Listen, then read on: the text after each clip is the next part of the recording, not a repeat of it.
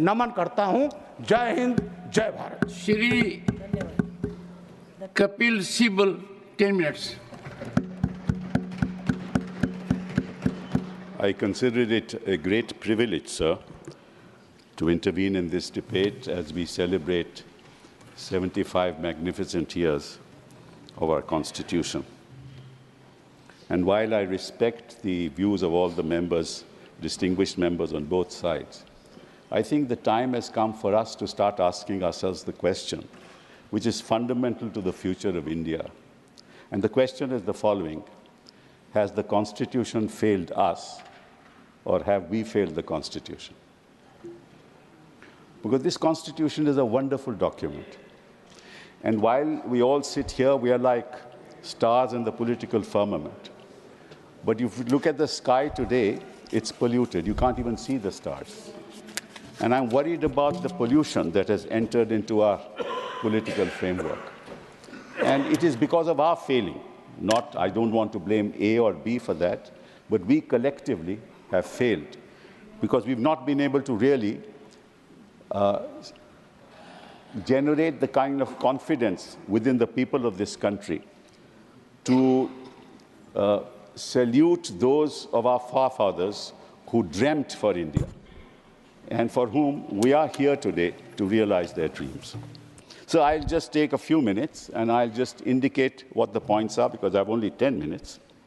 So what did the Constitution framers say on the 26th of November 1950 when we, the people of India, gave to ourselves this Constitution? They said that in this country, we must secure for all our citizens justice, social, economic, and political. Ask yourself the question, sir, have we been able to deliver social justice in this country? Have we been able to deliver economic justice in this country? Have we been able to deliver political justice in this country? Look at the disparities between the rich and poor in this country. 1% of the people of this country actually have more than 20% of the national income, of the entire national income. 1% of the people of this country own 40 to 50% of the wealth of this country. That's where we are. Have we failed the Constitution? We have. We've not been able to. You may say whatever you want to say about your governments, and they will say whatever they want to say when they were in power.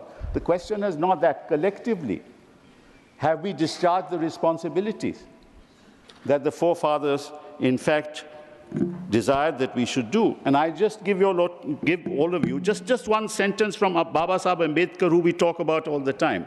On November 4th, this is what he said, and I quote, "It is perfectly possible to pervert the Constitution without changing its form, by merely changing the form of the administration and to make it inconsistent, opposed to the spirit of the Constitution."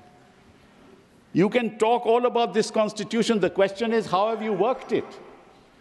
What have you delivered on the ground? You talk about political justice. What kind of political justice is there in this country when elected governments are thrown out through processes of money, power, and defection? What's the political justice that your elected governments, any example in the history of the world where elected governments have been thrown out in this fashion? And judgments after judgments of court saying it shouldn't have been done.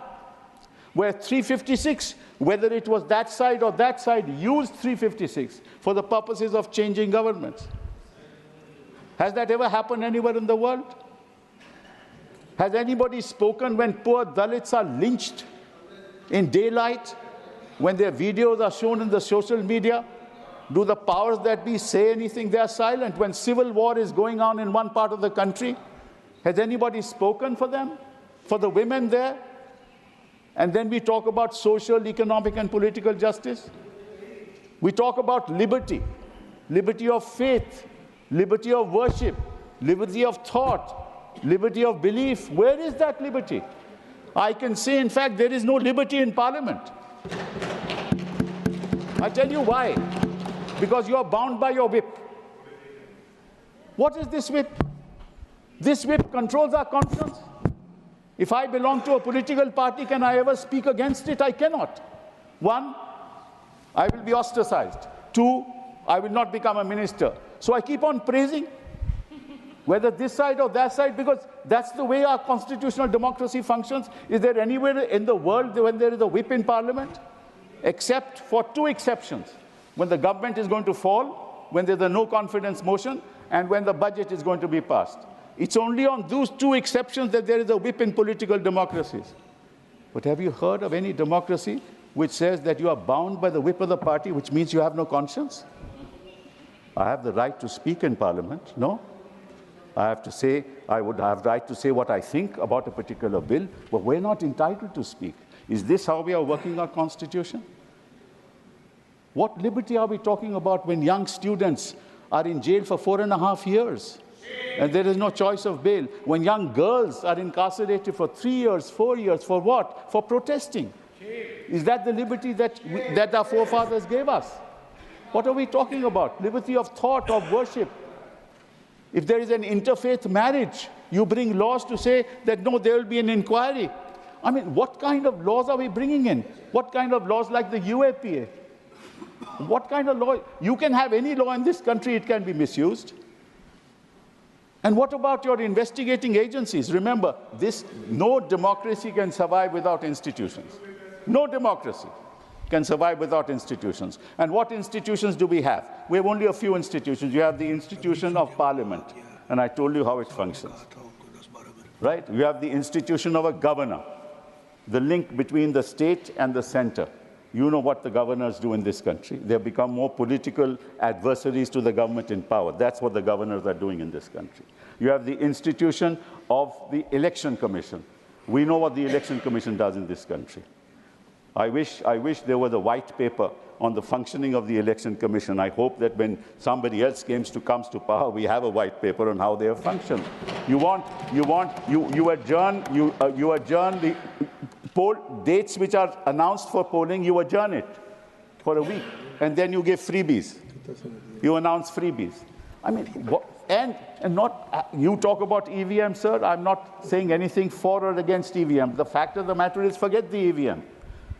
What does the Election Commission do when they know that after 6 o'clock, the voting has increased by 8%, by 9%? The Election Commission has never explained it to the people of this country. Previously, election commissioners used to give a press briefing at 5 o'clock saying how many votes have been polled, what is the percentage of votes polled, why votes are yet to be counted, because they are coming from remote areas, there is a flood somewhere, post ballots have not been counted. Those reasons were given. The Election Commission is not open with people in this country anymore. So what are you doing to institutions in our country? I'm not blaming you or them. I'm saying think about it. It is the survival of our future. Unless the institutions survive, you won't survive. We won't survive. This democracy won't survive. And yet we celebrate it after 75 years because we have survived. No matter what has happened, we have survived. But you have to think of what's going to happen in the future. If this continues, we're going to be in real trouble. Then the Constitution talks about equality of status and opportunity. Sir, a gentleman here talked about digital revolution that has come. Just ask a poor child. I've been a minister for HRD. Just ask a poor child in a village in Bengal, village in Uttar Pradesh, where is the digital equality there? They don't have connections. What are we talking about?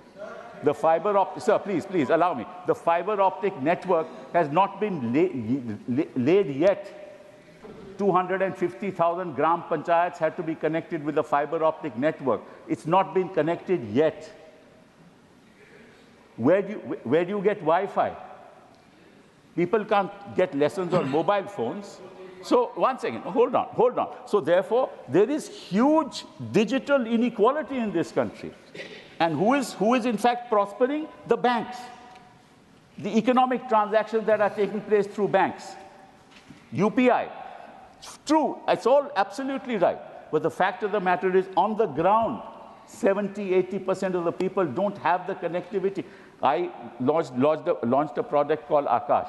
The reason was that if we could get connectivity to people in the classroom, then a maths teacher can teach 100,000 people at the same time. Now, think of the future. You know, India is not about one man. India is about us. India is about the people of this country. And when somebody starts addressing himself as a third person, then I know democracy is in real danger. The last thing I want to say, and I think my time is almost over, is that the Constitution talks also about fraternity. So what does fraternity mean? Fraternity ultimately in Hindi language is भाईचारा, right? कि हमें आपसी कोई मतभेद नहीं होना चाहिए, ठीक है? किसी भी धर्म के हो, किसी भी जमात के हो, किसी भी कास्ट के हो, क्रीड के हो, हमें एक दूसरे से अगर एक फैमिली भाईचारा के बिना नहीं चल सकती तो देश कैसे चलेगा भैया? आप जो मर्जी करवा लो, हरियाणा में करवा लो, कहीं और करवा लो, उससे कुछ नहीं होने वाला। जब तक आपके देश में वो पीस नहीं होगी, तब तक विवाद रहेंगे, और विवाद अगर रहेंगे तो देश आगे कभी बढ़ ही नहीं सकता। The last thing I want to say, sir.